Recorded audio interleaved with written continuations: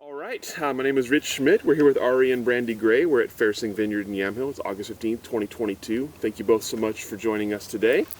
First question to get you started, and either one can start with it, is why wine? Ooh, all started with Brandy, so I think that's a good one for you to start with. Oh, okay. So in my former professional life, I was a print journalist. I did that for about 10 years, and I just always loved storytelling. It was something that was meaningful to me, and it brought me to Oregon sight unseen. I didn't know anybody here. I'd never been here. I just was looking for a change, and fell in love with Oregon right away. And my folks ended up retiring out here about 5 years after I was going to be here. My dad's like, I'm going to plant some grapes. And at that point in my life, I knew that print journalism might not be the most sustainable pathway forward in the future. Not a lot of growth there, maybe. So I needed to find something that was sustainable for me, and I knew I didn't want to leave Oregon. And so it made sense to me that if my family was going to do this, that one of us actually needed to know what we were doing. So I enrolled in the Shemeketa program down in Salem, and I pecked away at it for years. At the time, I was working at a newspaper in Battleground, living in Portland, and taking school in Salem. So that's like a 200-mile commute just to go to work and school and come home. But it was worth it. You know, you peck away at the things that matter to you. And it became very clear to me that wine is just as much about storytelling as being a reporter is. You know, it's the story of a place or the people you meet, the vintage. It grabbed me and cast the spell over me. So I just say, if you kind of dip your toe in the wine world, it's very common that it'll just like suck you in completely. Yeah. Yeah, that's for sure. Well, so I'm originally from Arizona. I also moved here sight unseen. First time I saw Portland was coming around the Terwilliger curves. And again, same thing, just instant love affair. And at the time, I think I'd tried wine once or twice. Southern Arizona, certainly back when I was growing up, there was not a wine industry, and my parents never drank wine. One bad experience, and I didn't like it, because 3 bad wines in one night and a hangover that lasted about that same amount of days, not thrilling. And Brandy and I met, and what I always say is she almost got with me the first time because I told her I didn't like wine. And she took a chance, I took a chance, and I'll never forget that first time. Our first date was in Laurelhurst Park, and you brought a red wine, not remembering, maybe Ravenswood, maybe something like that. And I used to drink this red Dutch beer, Duchess de Bourgogne, I think is how it's pronounced. And it's this heady beer. And I was like, well, let's try that. And she tried this, and she drinks it and goes, so you don't like wine, but this is your favorite beer? And I'm drinking the red wine, realizing these are not, I mean, it's sour. So nowadays, I just tried it recently out of nostalgia, and that beer was absolutely horrendously gross. After being in wine for long enough, that sour beer. But then we started going out to the valley and going wine tasting. And again, the people, the places, the living with nature, that whole aspect of the way that wine is such a connector between people. I say in my tasting room a lot, you know, religiosity aside, there's a reason wine's used for communion. Wine's about togetherness and sharing. And you have the magic of the vines, you have the alchemy in the winery. It was irresistible. I was in advertising at the time. I was a set designer for a commercial photography studio. And so my entire job was also inside of a dark building, and coming out into this world, it was really something very different, you know. And in advertising, whatever you've done never matters. It's only what's happening at the moment. Everything is ahead of time. Whereas this, it's also ahead of time, because what do the grapes taste like, and what are they going to be like in 6 months, a year, 10 years? But it's such a different type of timeline that happens with them, and there was just no resisting. And when you started in tasting rooms, I just immediately started working part-time. It took almost 3 years of part-time work before I finally got my own tasting room. And so I was happy to have weekends for once. Well, before we get back into wine, I'm going to back up a little bit. Obviously, you both had interesting careers before wine. So, Brandy, we'll start with you. Tell me a little bit about getting into journalism and some of the stops you made and maybe some career highlights. Okay, so I always really focused on community journalism, and I feel like that is a very different style. Like, most people think journalism is just, well, they think it's all kinds of things. But community journalism is really about getting involved in your community and trying to support causes and help people.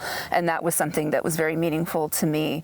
So I always chose to work at small family-owned papers as much as I could, which, you know, isn't as glamorous. Yes, I covered cat fashion shows more than once.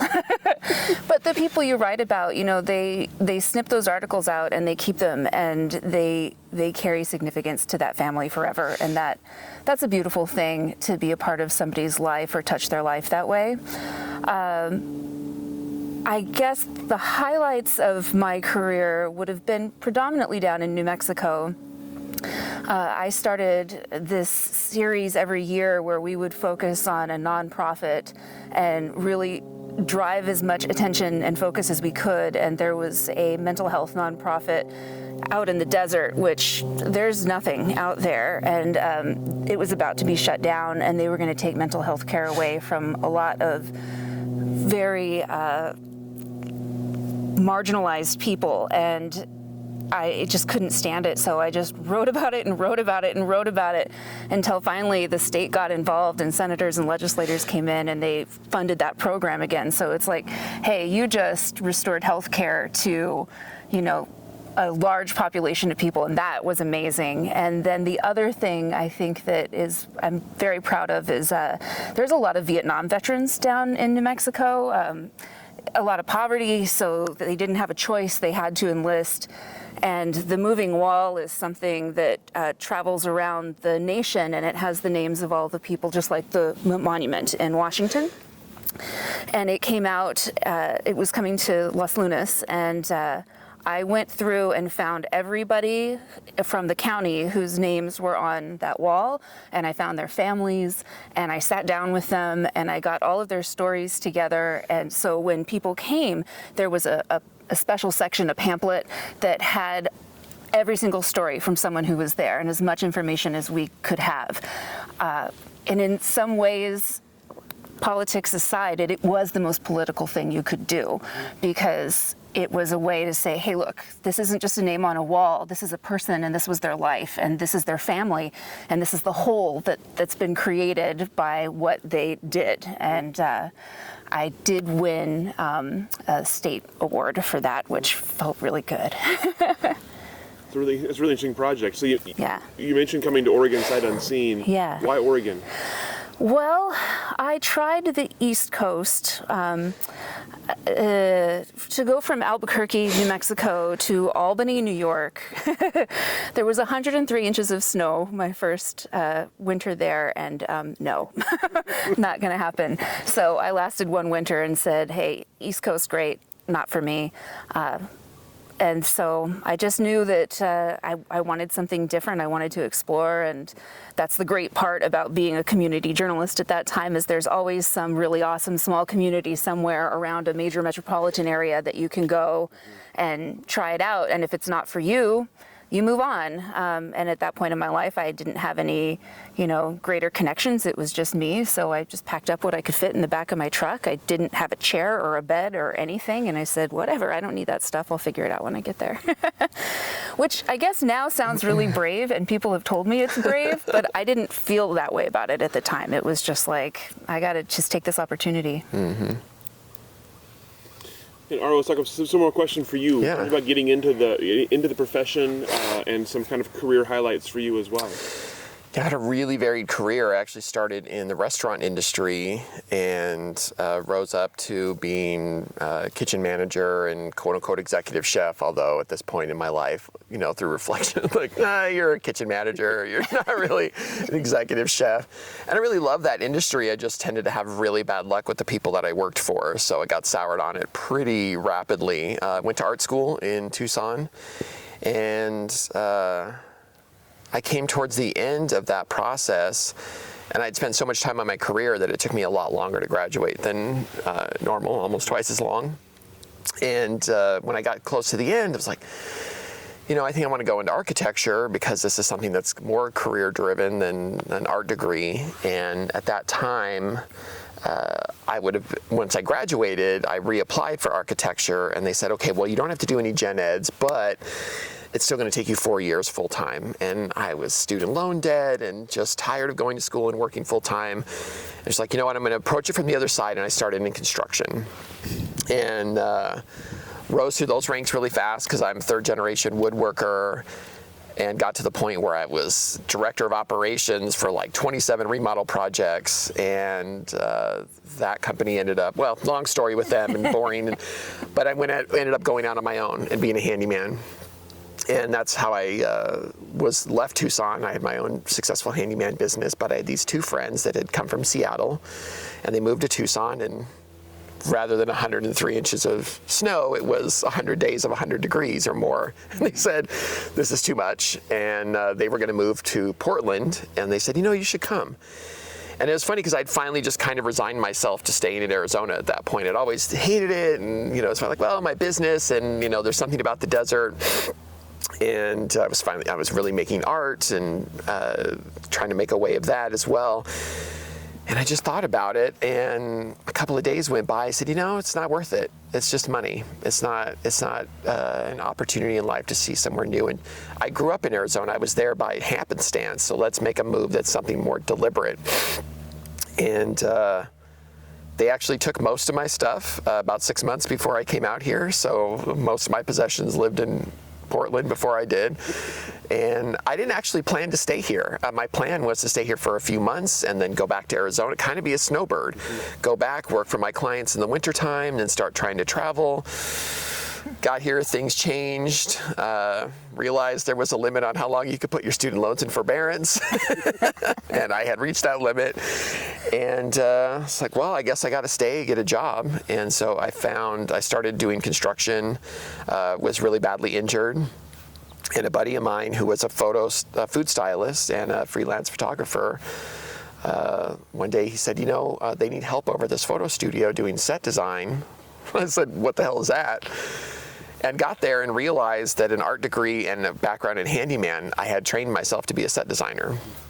And so for 8 years, I was the only full-time set designer in the Pacific Northwest.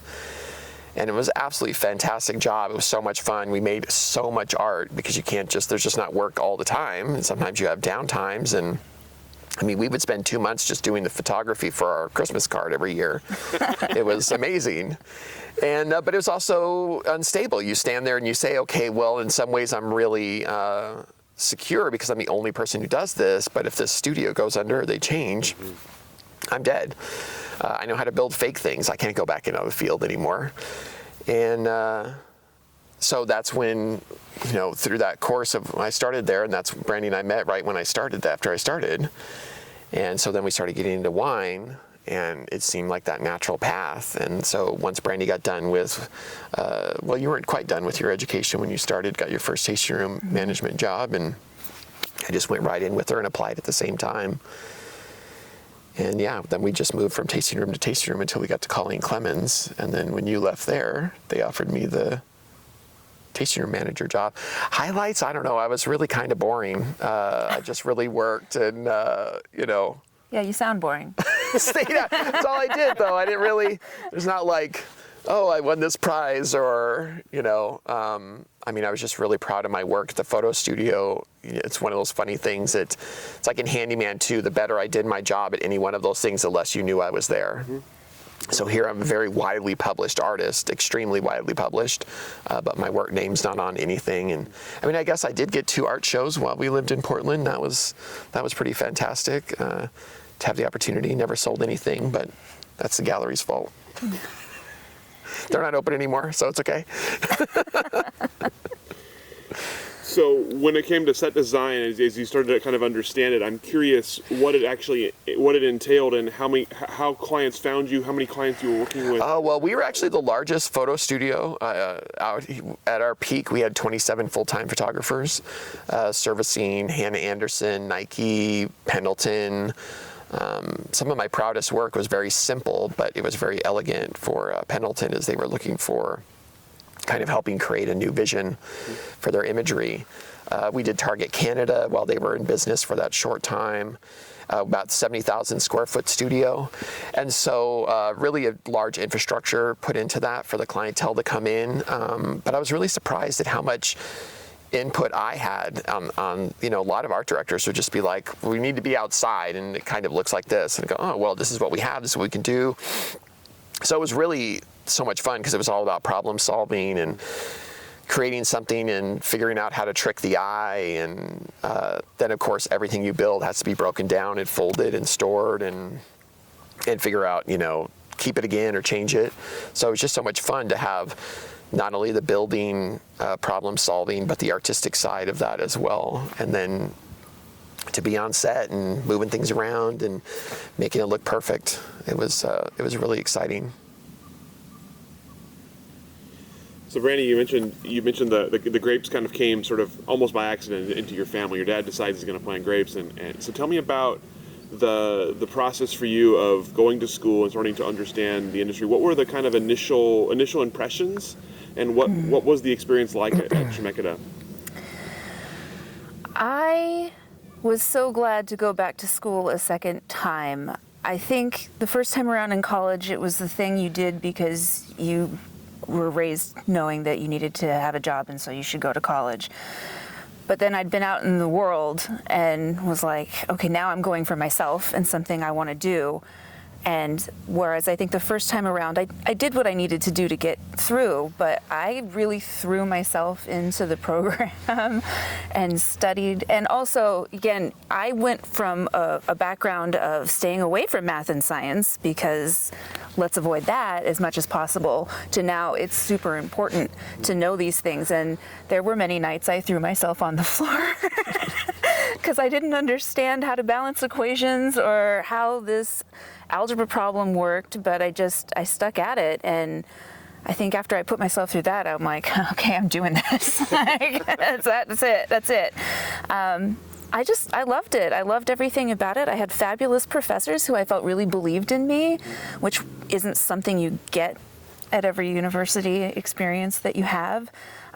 If I didn't understand something, there was always somebody there to walk me through it. I really fell in love. And I feel like a lot of people talk about wine as a love story, and it is a love story, but it's not like a 90s rom-com love story. You know what I mean? Like it's a lasting story, just like marriage. And that means it takes a lot of work sometimes. And there are days and times you absolutely love it. And there are times you want to throw your hands up and run away. But that's what makes it work, is that commitment. And I immediately connected and knew it's what I wanted and just commit 100%. It's as simple as that, really. Yeah. As you were going through the program, did a kind of a career path or what you wanted to do, did it emerge pretty quickly? I knew I wanted to make wine. I knew I wanted to make wine right away. I loved everything about it. Ari used the word alchemy. I think that's very, very true. It enchanted me. And I also knew at that point in my life, I was in my mid-30s, that the opportunities and pathways for me to become a full-time winemaker would probably be slim because I have bills to pay. And it's, you can only start over so much in your life. And I'd already started over a few times. So I just really decided, hey, look, I think being in a tasting room is a perfect place for me. And if I'm going to do this, I'm going to do this on my own. And I always intended to have a label, but keep it small. So there was a few years where the fruit started coming in from the family property, and we just played and experimented and stomped with our feet, which we don't do anymore. And, just had a lot of fun with it, and then started learning the process. Because if you're going to put yourself out there in this valley, in this industry, you want to know what you're doing and know that what you're putting out there is worthy of standing next to, really legends and icons in the industry, in the world. it's a tall order to stand up to. So it was just a very gradual, slow build. There's nothing glamorous about it. It's a lot of work. And I think Ari and I spend a lot of time talking about how we love that we're small. We love being we are intentionally small. When I started at the tasting room up at Fairsing, they had not opened to the public yet. It was just this tiny space up on the top of the hill. They had not expanded yet. I knew right away when I went up there, I'm like, oh my God, this place is spectacular. And Robert Britton's the winemaker and he's phenomenal. I'm like, you guys, you need more space. And they did not think anybody would want to drive up this hill. And I knew they would. But now we're much bigger and we're all right. I think we got to expand again already. But Mike told me right away, one of the owners was like, hey, Brandy, you're going to make a little wine for us as part of your job. I'm like, okay, sure. That sounds great. And so they actually built me this studio up here. It's a 20 by 20 space. It's not big, but it's enough to get the job done. And they talk about my winemaking up in the tasting room more than I do, because I'm like, I'm here for Fairsing when I'm here. And they're just like, well, did you tell them you're a winemaker too? Did you talk about that? I'm like, that's not why I'm here, you guys. So it's just really the ideal situation for us. Like it's wonderful to be in a place where they're supportive of your own passion. And it gives me the opportunity to stay connected to people and the stories, which is something I love, and have my hand in that side of things. Because I think you'll find a lot in this industry that the people who really love both parts are maybe a little more rare. Like there are people who are definitely the people pleasers and presenters and they're front of house, and the people who are like, yeah, I could do without talking to people tend to be more production. And I'm someone who loves it all. I love it all. Yeah. So tell me we'll start with Brandy. Tell me about your initial tasting room experience and what it was like when you started kind of selling other people's wines. So the first tasting room I worked at, it was up in Southwest Washington, actually, and they did everything. And I was like thrown to the lions for sure. Wow. Weddings, I was coordinating weddings, I was helping with harvest.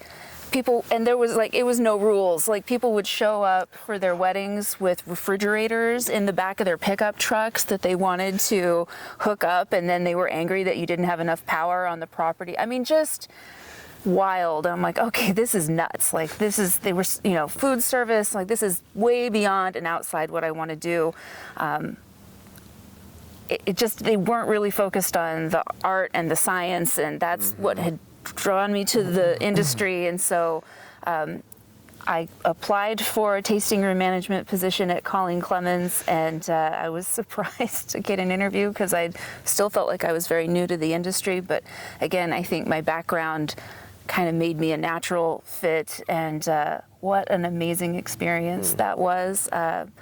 Steve Goff, the winemaker there, is still one of my favorite winemakers in the Valley. Just showed me that not all winemakers are necessarily have the bravado and walk in and the swagger, oh, I'm a rock star winemaker. He is so humble and down to earth, and the last person to talk about himself or promote himself, and his wines are just beautiful. So I was very fortunate to do harvests with him, and really learned a lot from him in terms of structure and where you get that structure during fermentation, and how it's really the hallmark of a beautiful wine is how it feels on the palate. And I am definitely all about texture now. I'm probably rambling. You're not at all. Fantastic. Yeah. Well, Aria, the next question is for you. Kind of the same thing. Tell me about your initial tasting room experience and what your experience was like. Yeah, so obviously not thrown into the management side of it, but working holidays and weekends at the Southwest Washington, and it's funny, I'm kind of that mix of at home, I would definitely probably be more considered introverted, but I love talking to people. I rarely shut up, and I started my education actually, or in the education department, looking to be primary education for hearing and sight impaired. And I started running after school programs and taking my education classes, and I just realized that really wasn't for me. It was way too involved in like psychology and all of these other things. I just wanted to teach and just have that kind of, a lot of teachers in my family, and realizing they're more born than made. And so that's why I kind of veered off and went to art. But then when I found my way into the tasting room, I felt like that was because I love the information. I'm no super taster. I'm not going to write you a page of tasting notes about a glass of wine. But it's all about the process and the science. And I really love that. And I've found so many people in the business on the tasting room side will say, well, if you get too technical, people just glaze over. That doesn't happen to me, and I don't know if it's because I'm really genuinely enthusiastic about it. I'm like, let me tell you about this really cool thing. You know what heterozygotic is? Oh my God, you're gonna blow your mind. And people get really excited, and people tell me all the time, my God, I learned more today than all the times in years I've gone wine tasting, and that's just so gratifying for me. So part of that whole journey was, I think, just finding where my classroom was. Mm-hmm. Mm-hmm. And hospitality, I kind of feel like has always been a part of what I've done, no matter what it is, be it obviously food service, construction, it's hospitality. I mean, my office is in your home, which is there's some stories there. And then even in set design, because it's the client, it's the photographer, it's the stylist, everyone's a part of this team that I am servicing what they need. And so much of hospitality is just, figuring out what it is that people need before they tell you. And for some reason, I'm really good at that, usually. Be quiet. With wine specifically, because there is such a lot to learn in wine, how long did it take you in the process to feel fairly confident talking about wine and the kind of art and science behind it? Maybe 5 or 10 minutes. Let's see. Ari doesn't lack confidence. Yeah, I mean, I guess I'm really cocky, but also I love science already. And so I've really spent, like I was the little kid who would go to the library and check out like 10 different books, and none of them were, stories. They were all just science and learning. So I feel like, okay, I don't know the answer to that question, but I have enough information, and I studied alongside with Brandy the entire time. I would mostly be sitting on my computer and then wait for it to be like, this molecule and this, and then I go, okay, let me get on Google, let's figure this out. So I studied alongside her the whole way, so I was really pretty prepared.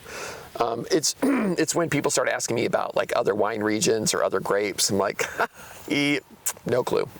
I know about Pinot Noir, I know about the Valley, and I know about the general process of making wine. So even today, I mean, obviously people will say, oh gosh, you know so much. I'm like, I have a cursory knowledge of wine still, even at this point, I feel like. But then you can take that and somebody asks you a question like, well, okay, so if this happens and this happens, and then we always research in the tasting room. Somebody asks us a question we don't know. I'm like, okay, let's figure this out so we know next time. Excuse me. Losing my voice. We'll give you a second to rest up and get ready for a moment. So tell me about this space here about Fairsing. You mentioned kind of the expansion and the opening to the public. Tell me about the process of getting this place up to where it is now. What have been the biggest steps along the way in your time here? It's so exciting and such an honor to be given a role to open a brand. I was talking with someone about this the other day. I feel like when you're making a commitment as a manager, like that's not a job you can do in a year. Management, if you're going to actually create a company culture and you're going to get a project moving, that's a minimum of a 5-year commitment, which is so exciting that somebody's trusting you and putting their hard work in your hands that way. And it's very much been their hands-on, very family-focused project, and I know a lot of people say that can mean it's a toxic work environment. These days I've been reading a lot about that. Like, if we treat you like family means you should probably run, but that's not the case at all here. I find it's the complete opposite. Like, we've learned together. We've gone through everything, right? I mean, we got opened, 2016? 2016 is when we opened.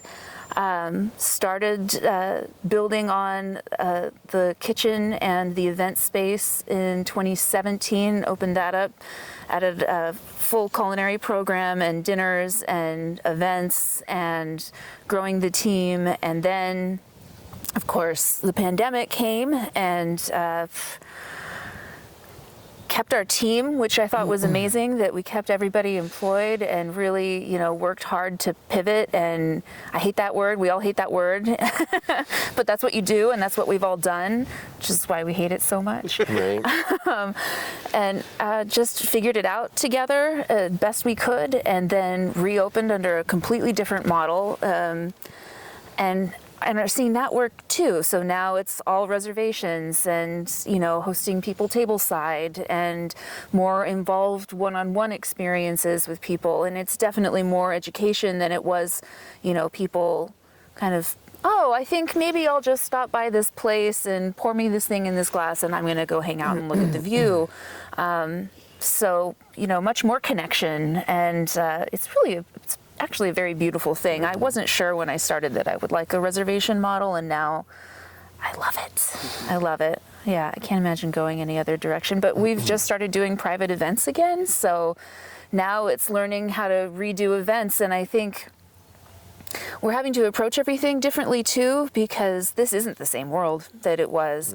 And I don't think we're going to find people wanting to do the kinds of events that they were doing before, or it'll be years. I mean, it'll be years before I would feel comfortable sitting at a communal table in front of a bunch of strangers eating and drinking, like I would want a little space. So how do you restyle and organize events for people that they're comfortable and they're profitable? It's a big job. What have you found in your experience sells wine? What are people attracted to? Oh, well, I mean, enthusiasm and authenticity. I mean, people can tell when you're genuinely happy to see them and that they're there, and you're excited to share a story. I mean, you can't not connect with that energy.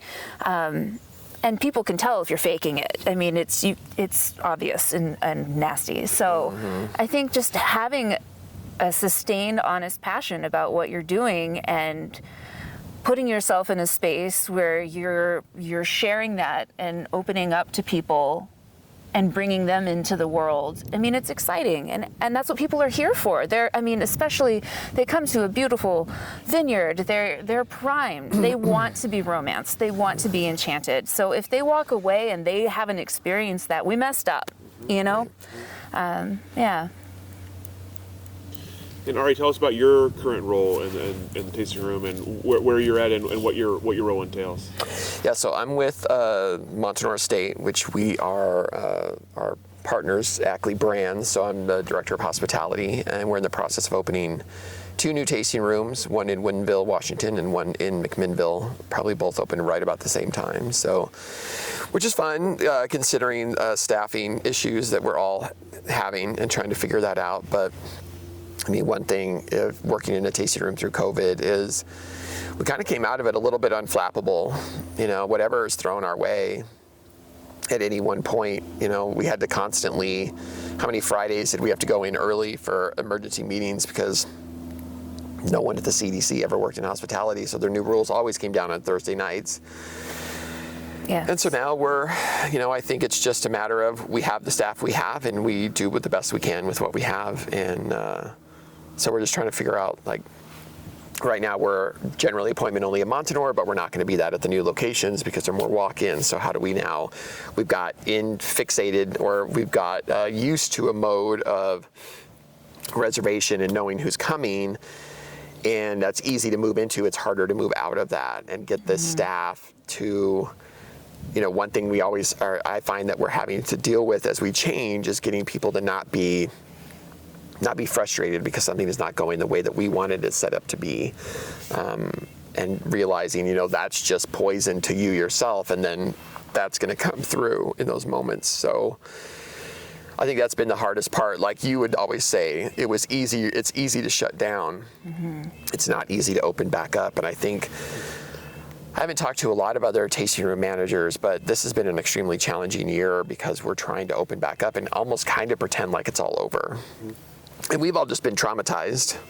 And it's not like there's any way that we can be, that can change, that we can be like, oh, don't work for 2 months or whatever it is. We have to move forward. Whatever our passions and whatnot are, this is still a business at the end of the day. So I think we're probably all really looking forward to winter this year more than usual. It's been an exciting year because everything is, picking back up and trying to figure out how to do events again and what do those even look like. And so, in some ways that's exciting, but as fast as those 2 years were, we're a lot out of practice. And so, we've done a couple of events up at Montanore over the last few months and it's felt really good. And it's also been, there's those moments where you're like, oh, we didn't even, where's the trash can, because we haven't done this in a long time. Or I tend to host a fair amount of charities in the tasting room after hours. So that's been really, really nice to stand behind the bar and listen to these organizations and people who are doing a lot of really great work. And you're like, okay, maybe we're going to be okay after all, So it's fun, but it's a challenge. And I will interject too that I think in the pandemic, when people started coming out again, the one part I really loved about being in the tasting room was hearing people get together and laugh and realizing what a special role we were in, that we were helping facilitate people coming out of their own, seclusion, really, and connecting together again and experiencing joy. That was something I thought was really special. That's a great point. I would ask people a lot, if I had groups of 6 or 8, like, how long has it been since you guys have seen each other? Because if they said this is the first time, like, let's not do tasting. You want bottles, because I'm just going to keep interrupting, and you guys haven't talked to each other in a while. So let's just get you some bottles, and you have this great space, and make that connection. How have you seen customers' kind of wishes and demands change as things have opened back up? What are they expecting, hoping for, and how does it kind of align with what you want to be as hospitality hosts?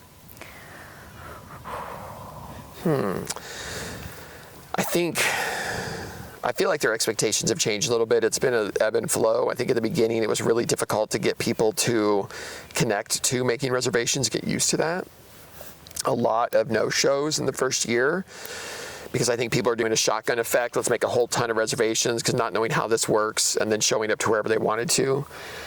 The second year was much better, but I think now we're seeing a lot more walk-ins. So I think that's, people are trying to feel like, let's just get back to it. But the one thing I did notice that's really changed and is still holding pretty well is I've not seen a lot of people going to 3, 4, and 5 tasting rooms in a day. 1 or 2 is really average anymore, which I really appreciate because they came to you for a reason. So that's been really nice. You still have the people every now and then, or you guys are short-staffed. No kidding. Yeah. It's good because we wanted to give you not as good a time as you wanted to have. That was our goal. So, glad you picked up on that. So, but that's not as bad. Wine is really tends to be low on the Karens anyway. This is very different than restaurants and bars, and even to the point where somebody has a bad time, they leave. You're kind of like, that's weird. I don't get it, but it still happens. I find it more in the shipping than anything else. That's where all the bad blood is in the fact that I don't own UPS and I can't tell their driver to leave it with their neighbor. But otherwise, I think in the tasting room, people have really adapted generally pretty well. Yeah, I would agree. I think people have adapted. You still do get a percentage of folks who are like, oh, but you still get a percentage of folks who are like, I remember when it was free to go tasting and it was just the winemaker and the bar. And it's like, well, that's why it was free. And now you're coming up and you want the view and you want the experience and you want all of this and you want to do this and you want to do this. Well, guess what? That costs money. Yeah. It takes people to do these things for you and you have to keep them employed and they need to be paid. Yeah, the experience arms race is a double-edged sword. it's great because there's lots of things to do and lots of interesting opportunities. But yeah, we have to constantly more spaces and more this and more that, and it's fun because it breaks it up for us as well. They're not just doing the same thing every day. But I do think the pandemic gave us an opportunity to strip all that stuff away as an industry and just focus on the wine, and that's why we're all really here. We're not here to be a party spot or a bar, or that's not what anybody got into this industry to do that I've met or talked to or know of. It really let us strip all that away, and now we can be a little more intentional about the experiences that we're crafting and cultivating for people, and I think that's an exciting place to be. So let's talk about your brand a little bit now. Hey. Talk about the impetus for it. You mentioned you wanted to be a winemaker from the start. So tell me about making your first wine. Okay. Was it it was the 14? The 14. It's the first one that went in bottle. But the first commercial vintage was 16. the 16, and that was up here, and that was a wonderful thing.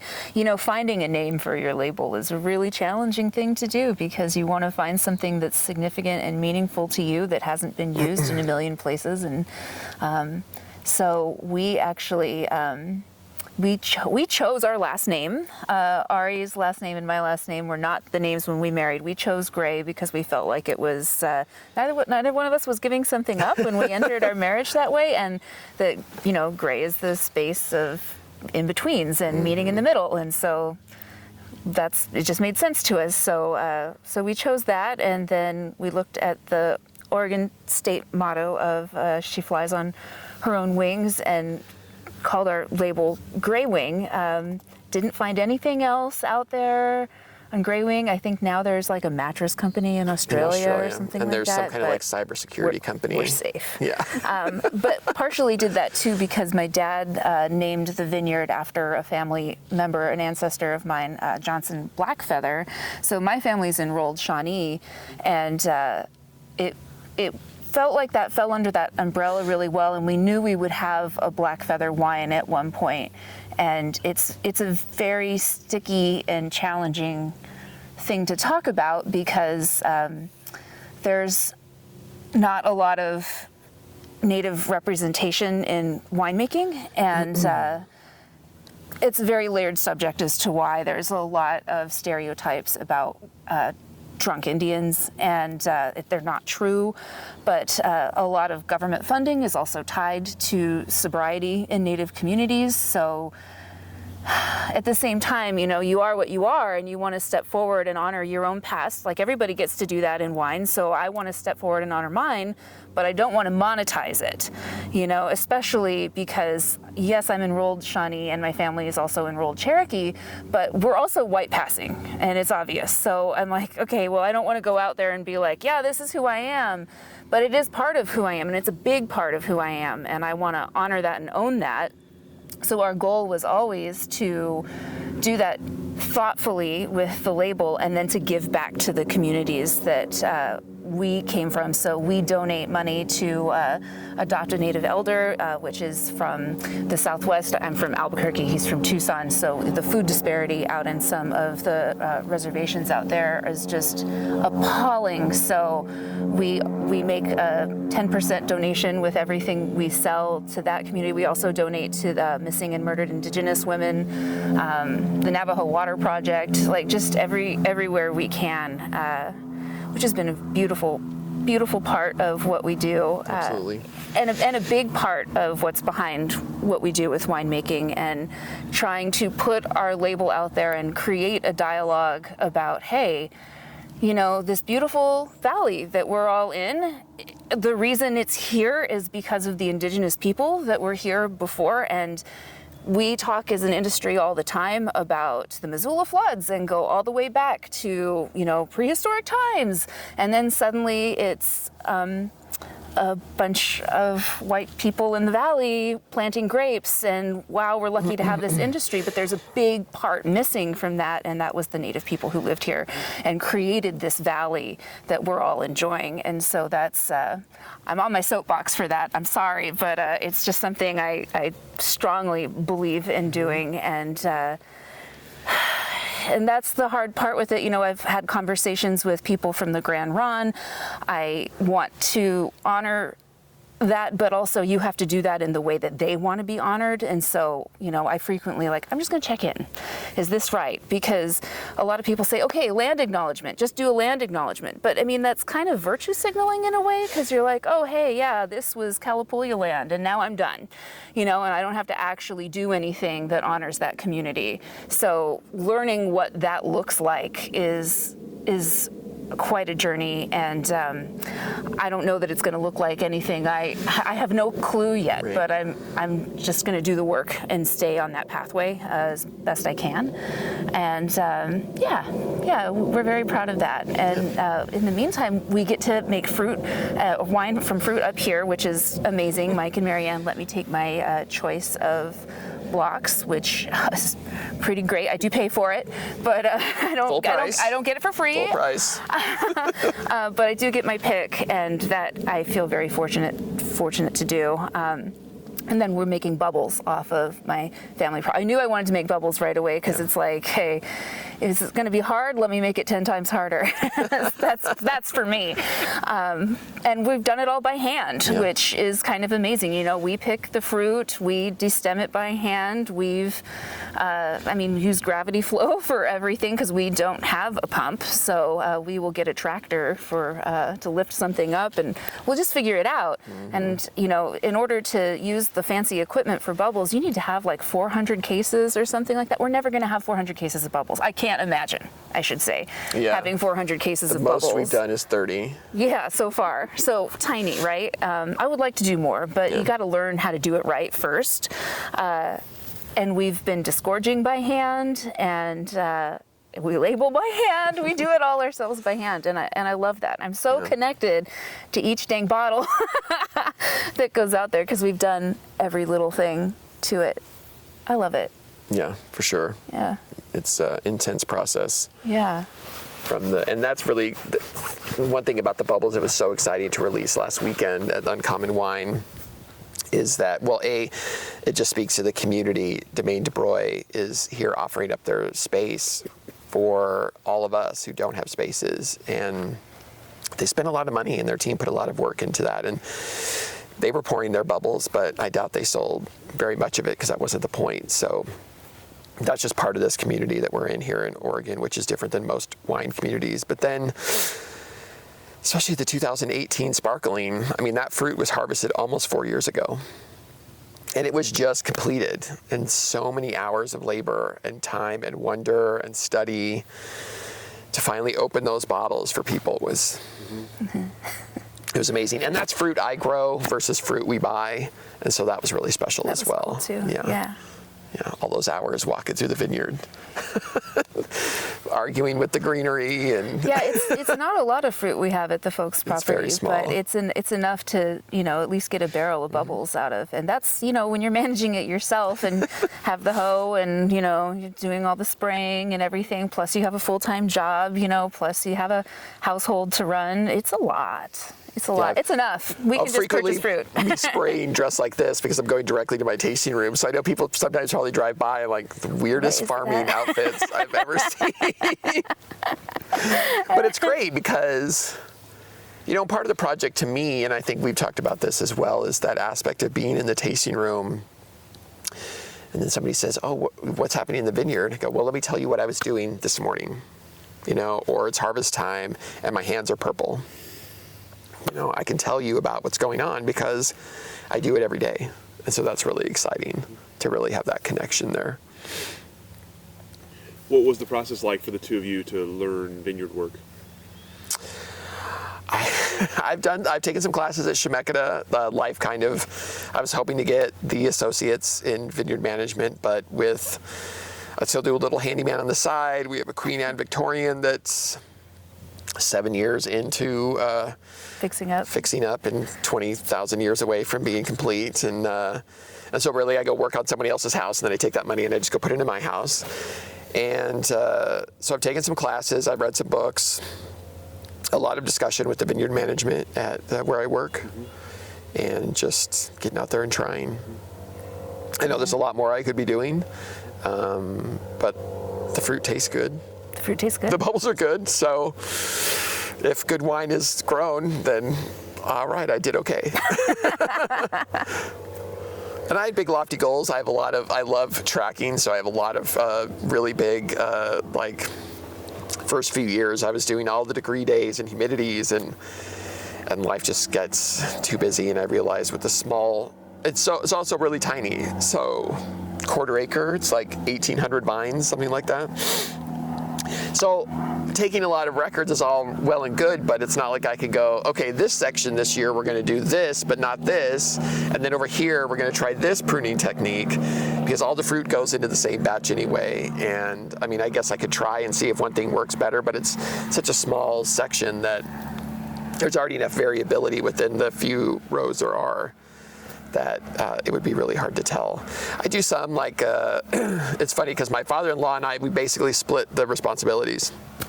So he manages one section, I manage the other, and he is super basic. He just does sprays. He doesn't, we're not doing any additive to the sprays, even though we always get the OVS spray schedule. And so I'm like adding kelp, and I'm doing boron and all these things. He's always like, so what's that going to do? What's that going to do?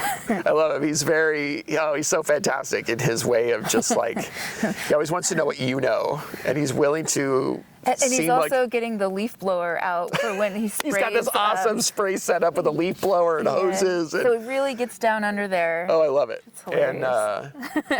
And then you have funny things happen, like I didn't measure boron right, and boron is very small amounts, and I got some burn. And so here I am. I'm like, oh, I'm doing all this extra stuff. I'm like, doesn't look very good. Or doing like mycorrhiza and all, BD 500, and his block still looks better than mine. But it's older. He also his back door is 10 feet from the block, so and he's retired.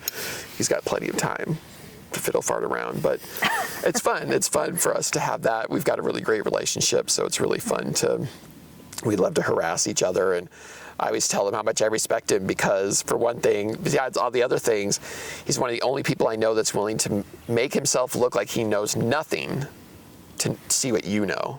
And most people aren't willing to admit they don't know something at all. To the point where now, after all these years, he'll just be questioning me finally. I'm like, because I'm getting frustrated. He's like, how do you not? And I'm like, Dad.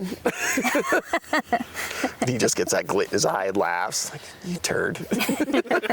I love you. Let's go. Drink some bubbles. Yeah, drink some bubbles and put the cover crop in or something. So yeah, they're fun. They're always part of the process and doing something. Mom pushing the grapes when we're putting them in the destemmer and yelling at us if we're going too fast. It sounds like wild chaos. Oh yeah, they're fun. They are fun. Although he gave up helping me wax the bottles after a few because they have to be very specifically waxed. And I was nice about it, but every bottle, like, no, little thing like this, no, a little more like this. He's kind of like, I'm good. Where's my glass? That's fair. So, Brandy, tell me about the experience for you learning the winemaking process, and what was the first time you felt like I'm a winemaker? Oh, wow.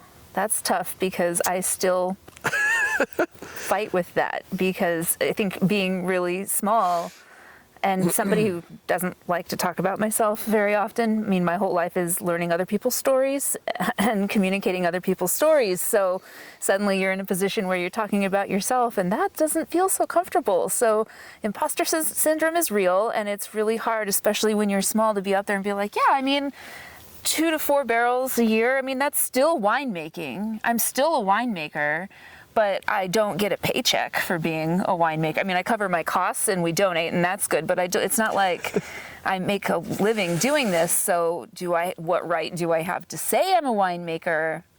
And I go back and forth in my head with that all the time, but You did just get your first paycheck from the winery, though. Oh, that's true. I did just get a paycheck. Thanks. I didn't. But actually, did. Ari believes in me, and this is one of the wonderful one of the many wonderful things it is to have him around is because I'm the kind of person who will stand there at a festival and be like, yes, this is this wine, but I really could have done this, and I wish I'd had more of that. And Ari's like, this is great, drink it. Like, thank you. And he actually submitted our wines to James Suckling, and I did not know that. And it's good because I would have been like, don't do it because we're too small and who's going to care. And we got a 93 and a 92 on our Pinots, which was respectable, I thought. Yeah. So that was, I think, the first moment where I was like, hey, there's somebody who does not know me, does not care, is not invested in me whatsoever, and I got pretty darn good score there. That felt really good. That felt really, really good. So thank you for doing that. You're welcome. Thank you for making good wine. Well, then we got in that article in Unique magazine. We've never heard of the author, and they were like, oh, Yamhill Carlton, you got to try. Here's the 5 wineries you should try. And our name was on the list. Yeah, up with like Belle Pont and like, are you kidding me? Okay. That's just because I was randomly searching our name on the internet one day, and so it's those little moments that like, oh, we're actually, despite being so small. And it was fun, in being the intentionality of small as well is really fun. Like when we were at Uncommon, I talk to people, we only make this much wine, and that's on purpose. It's not because we can't afford to be bigger, or don't want to or don't need to, or all of these different things. It's just there's an intentionality behind it, which I always love about winemaking too, intentionality. You don't really do anything randomly, or you shouldn't, I guess. Yeah, and I remember the first time I poured for some guests up here, and somehow it came up. I don't remember, because like I said, I don't really bring it up that often, and they had my wine. Oh, that's right. We've had that. Oh, it was really good. I'm like, wow, okay. So I'm pouring for people who know who I am as a winemaker, and I didn't even know. That's exciting. That was awesome. Yeah. What do you enjoy about the process of winemaking? When I'm done cleaning? Just kidding. I was just talking with another person about this the other day, and it's different when you're doing this between having other roles in your life to balance. But one of the best parts about the harvest time is there's nothing simple about making wine. There really isn't. Not good wine anyway, but it is the simplicity of that time. Like, you wake up and there's this clarity of purpose that this is what my life is about today. And I'm going to go out there and I'm going to make this happen. And you're just the presence that you feel. You're just really, I guess, in the element of life that you want to be in, is how I explain that feeling. That's a hard thing not to live for. Yeah, the logistics of and that clarity of moment, because the day doesn't matter. The certain things have to happen in this process. The grapes got to get in, and then they got to be here, and then they got to be in the destemmer, and then they got to firm. All those steps. That there's. It is exciting. It's very exciting, and if you can't get excited about that time of year and you just view it as a chore, like, why are you in this industry? You know what I mean? Yeah. And we're makers and we're gardeners, and so, always the idea of harvest and harvesting the work and harvesting the, I always say make your own luck, and that's part of that too. Something happens, okay, that's harvesting all that work and effort I put in to make sure these people knew and these things were in place. Like, oh, it's not lucky to get 93 points. It's sure, because it is lucky, because who knows what mood he was in that day and where you were in, and all of those things. But you made that luck happen by putting all those pieces together. And wine is so. It's funny because it's so freewheeling, but it's so meticulous at the same time. I love that duality. And then just the mystery and what's going to happen, and opening that bottle and, oh, what does this taste like now after everything we've done? It's really exciting and amazing. And so many places where it can go wrong in every possible fashion is really kind of amazing. I say in the tasting room a lot, I'm like, because a lot of us re-careered into wine. And so you're working with all these really highly dedicated people, because most of us didn't realize at such a young age that that's what you wanted to do.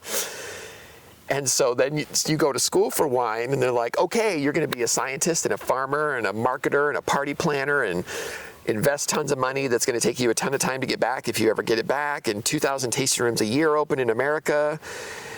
And then we all go, yeah. Yeah, let's do that. Yeah. Where do I sign? Maniacs, you know? Like, especially the last few years with farming, you're just like, why am I farming? This is crazy, you know? But then it works. And somebody tastes your product and they go, wow. That's why I did all that.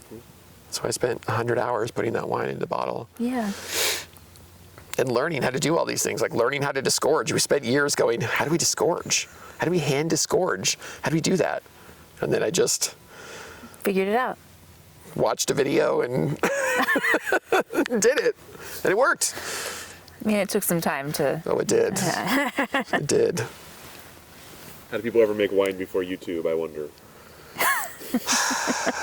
Amazing. I don't know. Well, I'm curious about selling wine. Obviously, you both have spent a lot of time selling other people's wines. What's different about selling your own wine, and how has the process gone so far? Yeah, I put Ari on the selling part because, again, I'm just like, I don't know. So this is for you. The funny part is I stayed away from 3-tier distribution with all my might because it just sounds like the worst, most horrible part of the industry. But then there I am calling up stores and can I pour? And, you know, that learning curve of course, there's a whole learning curve in 3-tier of like all the different scales of pricing and all of that, but I don't worry about that because I sell to places that buy like 6 bottles. And so I have one set price. But that part has been really tough because it's one thing to pour wine that somebody else made, like it, don't like it. I don't really care. I don't care because that's how it is without wine. You might not like it. That's fine. You're not going to hurt my feelings. Also, I'm an artist and I've been in 100 critiques, so say what you want anyway. I don't really care. She doesn't really care for my art, and that's fine. She just looks at it and goes, I don't get it. I'm like, that's fine. You don't have to.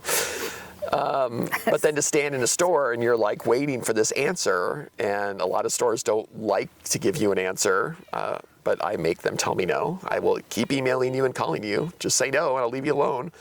But then also the learning curve of some places are not going to carry your wine, but they're never adverse to somebody bringing them free wine. So like being in a store waiting for my turn to pour and looking on the shelves and being like, oh, there's no point in me being here. Or talking to a restaurant. And now I've learned, so I was talking to a restaurant in McMinnville. Oh yeah, go ahead and bring it on by. And I'm looking around like, is there any place on the shelf for a wine of this price point in this? And he's like, yeah, not really. But you can still bring a bottle by. I'm like, okay, no. I mean, I only made whatever, you know, I only have 25 cases of this wine. Now on the DTC side and being at events, it's just really exciting. I always have an extremely high level of ownership, and I get asked almost every day in the tasting room if I'm the owner or the winemaker. And to be there and to be able to say yes, or to be able to say no, Brandy's the winemaker, and be able to talk up what she's done and use all that experience I have and enthusiasm to say like, no, this is our thing. This is what we are doing. And if wine is a reflection of the people, place, and time that it's made, especially when it comes to the bubbles now, it's like, these are my footsteps. These are her decisions on the winemaking. This is us disgorging, us making all those decisions all the way around. And now I'm a part of your story. We're a part of your story, and you're a part of our story now. And there's just something really magical about that. I think for us, for sales, especially because we're so small, it's more about finding a few good placements than it is trying to get out here and here and here and here. I mean, I think pretty much anyone will tell you making Pinot Noir and getting a placement in the valley is an incredibly hard thing to do. And you're up there with people with a lot of brand recognition, like how you're not going to compete with that. You're not going to.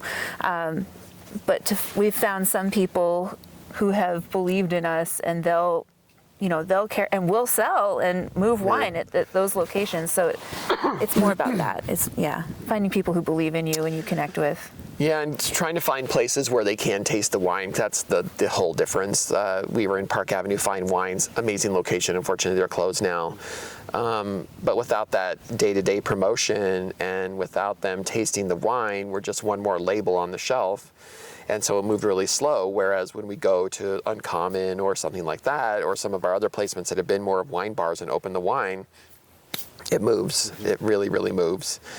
And it's not because our friends are showing up or things, these are people that we don't know. And So for us, it's mostly about, okay, yes, distribution is, having some bottles out there is great, but given our size and scope and lack of positive revenue, that's not the right, lack of paychecks, I'd rather sell it for retail than wholesale. So let's just try to, and I want that experience. I want to watch people open the wine or try the wine and be excited by it. And And now that the pandemic has seems to be ebbing away, who doesn't say that with trepidation? But I'd like to explore, and we've talked about trying to host some events ourselves, and find some places to host events where we're pouring our wine and connecting and inviting people. So I think that's the next step for us. Which is challenging. I mean, here we're both hospitality professionals all day, very demanding job. I mean, from the outside, yes, we pour wine, we talk to people, but the emotional part of that, and then running a tasting room, it's kind of ludicrous to look at an ad for a tasting room manager job and then think, I'm gonna go and try to convince somebody to let me do this with the 15,000 line items of what your job is. And I love that job, I love doing that, but it's very demanding. And so then to go home and say, okay, did you work out? Did the dogs get to run? What's for dinner? And what's the downtime? And what's our marketing plan? And what are we doing for a party? That's a huge challenge. That's a huge challenge. So, and this year has been exceedingly challenging on the retail side. So I'm excited to find our way. And we don't want to sell out either. I don't want to get to a point where we're sitting on no wine, especially in bubbles, and waiting for that to come around. So it's kind of that balancing act. You talk about being intentionally small. So as you look ahead then, do you have goals in mind for either new things to try or a certain size to be or more infrastructure in place? Yeah, and that comes from some of our travels too. I'm a huge lover of travel. I mean, I would say who isn't, but actually a lot of people hate it and I don't understand them whatsoever. But we were in Spain last January, and I had a Tempranillo Blanco. I've never had a white Tempranillo before. It was delicious. Why isn't anybody making this? Where is that in the valley? I know that people are growing Tempranillo out here.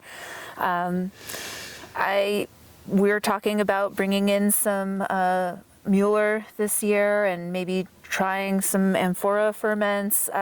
That's the fun part about being small, is you get to make what you want. You're not beholden to whatever. You just I'm going to experiment this year and I'm going to make, 25, 30 cases of this and see how I love it. And if I love it, maybe I'll make more. So just being open to that possibility. I know some people don't love Pinot Noir ports because they don't think that the tannins stand up to it, but I've had some really interesting Pinot Noir ports, and we were in Portugal as well thinking, hey, why don't we just give it a try? So yeah, I think experimentation is on our horizon, and that's really exciting and fun. Yeah. One nice thing about not having the wine club, because it gives us that ability to not be tied in. It's we have to have this much Pinot or this much of that. And again, that flexibility to try something new. Yeah, fun. Let's talk about the Oregon industry a little bit for a moment here. I'm curious your initial impressions of the wines here and of the people making them, and perhaps how those impressions have changed or how the industry has changed in your time in it.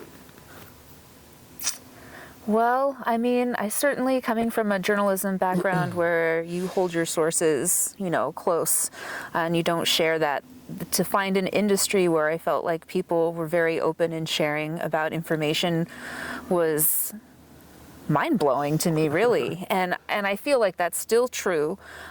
There's plenty of industry professionals, winemakers that I've talked to about my project, and even though it's small, they're like, well, come over, I'll show you how to do this, or let me help you, and this is what I used for that, and here's some calculations for this, and they're more than willing to just invite you in and share, and it's a very beautiful, special, real thing that happens in the Oregon wine industry, and that initial impression has not changed. On the DCC side, I would say it actually got better because there's a number of Facebook groups depending on which part of the industry you're in Oregon, and one of them is for tasting rooms specifically. And through COVID, it was constant what reservation system is everyone using? How are you doing tastings? How is this? What's your large group policy? And everybody's out there just, here's this information, instead of just really cloistering and saying, no, this is for me and I'm not going to help you. So I think it's held and maybe even gotten better. We've been more disconnected through COVID because we also used to be a very events-driven group. I mean, we were constantly going to industry events, which were just phenomenal, and kind of missed that, but it'll come back. It's starting to come back slowly. Just make that connection throughout the whole industry. And then, of course, symposiums and whatnot. It's just always been an incredibly open and giving industry, at least in this region here. Are there changes you've seen on the kind of industry scale? I guess more of just like the big dogs coming in and the outsiders coming in, and maybe not. And I don't have much information, even anecdotally, about what's going on there, but I can see them coming in and not realizing like what the vibe is out here. I've seen it a few times here and there. You know, I think about this a lot. Again, with my background as a reporter and having to sit through planning and zoning meetings, very exciting stuff. But one of the things I learned is that like a development's going to come in, right? And everyone says, no, we don't want this development to come in. Guess what? The development always comes in. It always does. They have more money. They have better lawyers. They're coming in. You cannot stop them. I understand the sentiment that comes behind it, but the best thing you can do is say, okay, here are our standards. This is what we expect, and I think if people were to approach it that way, they'd have more success. So I feel it's our responsibility in this industry to be those kinds of advocates for what we want the industry to be as these new people are coming in, because they're coming, they're not going to stop, and it's our responsibility to show them how we want it done. Yeah. What about what comes next for Oregon wine? You mentioned obviously the last couple of years have had a pretty major impact. As things start to open up again, what are you expecting the industry to look like in the upcoming years? God. More bubbles, I think. The bubbles train is unstoppable now that we've figured out Chardonnay. The industry as a whole, wow. Gosh, that's so hard. I mean, like, did you ask me that? Had I been asked that question before the pandemic, I probably would have had an answer, but now I'm like, who knows what tomorrow holds. I'm excited to see, because one thing that happened is, you know, obviously it's easy to work on momentum in so many places. It worked. I mean, if you're having 240 people come through your tasting room on a Saturday, what are you fixing? Except just making sure you have enough staffing and infrastructure. But everyone had to rethink and stop. And then people saw, oh, wait, we did tableside service. Maybe we weren't making as much overall revenue, but our average was better and our labor was lower. So I'm excited to see what the hybrid is and what everyone's hybrid is, not just what a hybrid is. So, you know, people being able to rethink what they wanted to do. And, you know, like at Montanore, we kind of rebuilt the whole brand after 40 years from the ground up. So I think it gave everybody a lot of opportunity to reevaluate.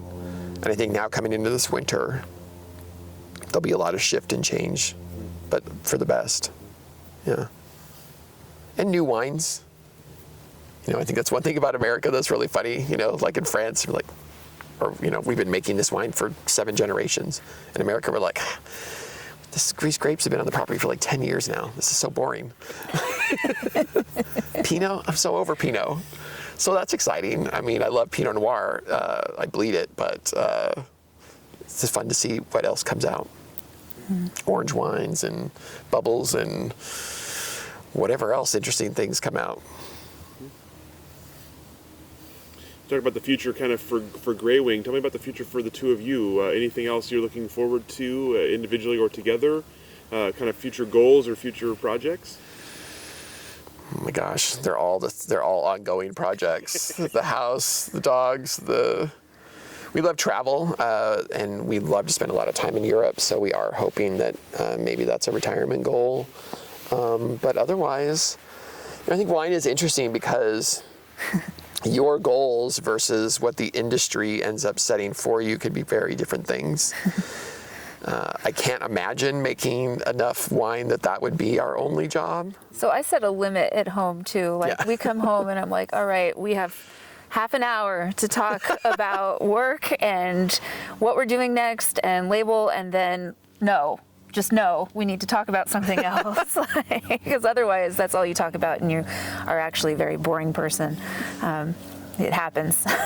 And I like to talk about checklist things, so it's easy for me to If get caught Ari up can in. monetize it, he will. He will. I've not tried to absolutely. monetize your soap making. Oh, yes, you have. It's not true. You told me right from the beginning, this is fun. It's not a business. Yeah. Fun's important. So, I mean, I definitely see us growing. I would like to see, some more, I mean, just on economies of scale. Yeah, but a little not, bigger. Yeah. not huge. I can't even really imagine us getting to 500. That seems like a crazy goal, but We'll see. who knows? Who knows what life brings you? And So long as it's sustainable, that's And what matters. well, I think one thing we both learned is, plans and goals are good, but life is twisty, and it's fun to be open to that. And moving to a place with never having seen it, that's. Yeah, create room for your future self. And I mean, we were engaged like 2 weeks after we met, so we're willing Yeah. to, take a chance. And it's been 15 years, so Yeah. it worked. Even though now, if you told me you did that, I'd say you're crazy. And then I go, oh yeah, Oh, I did that. that's right. Do as I say, not as I do, kind Yeah, of a thing, yeah, right? yeah. I like that. When it works, when it happens, it happens. Yeah. Amazing. Last question for you. If someone were to ask your advice or words of wisdom on getting into the Oregon wine industry, what would you tell them? I mean, we've been watching a friend do just that. Sent her to the Shemeketa program, said, do your research, do some studying, and try things on. Get out and taste. Find what excites you. Yep. Work hard. Find what excites you and work hard. Yeah. Try it all. Take all the opportunities you can. Yeah. Work every harvest. I don't even know how many places I've helped with harvest at this point.